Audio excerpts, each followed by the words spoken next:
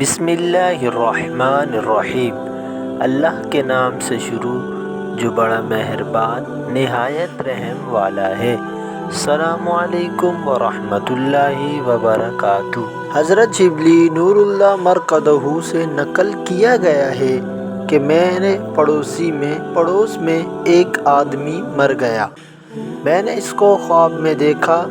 میں نے اس سے پوچھا کیا گزری؟ اس نے کہا شبلی بہت ہی سخت پریشانیاں گزری اور مجھ پر منکر نکیر کے سوال کے وقت گڑبڑ ہونے لگی۔ میں نے اپنے دل میں سوچا کہ یا اللہ یہ مصیبت کہاں سے آ رہی ہے؟ کیا میں اسلام پر نہیں مرا؟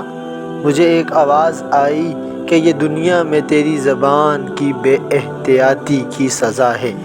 جب ان دونوں فرشتوں نے میرے عذاب کا ارادہ کیا تو فوراً ایک نہایت حسین شخص میرے اور ان کے درمیان حائل ہو گیا۔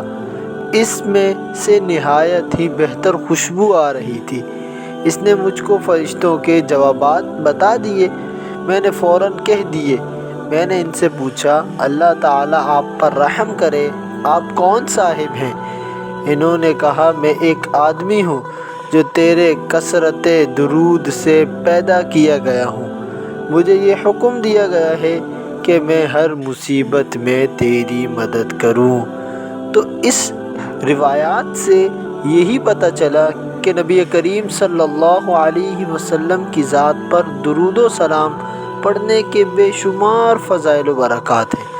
تو ہمیں چاہیے کہ ہم نبی کریم صلی اللہ علیہ وسلم کی ذات پر کثرت کے ساتھ شریف پڑھیں تاکہ کل قیامت کے دن ہمارے لیے بھی نجات کا ذریعہ بنے۔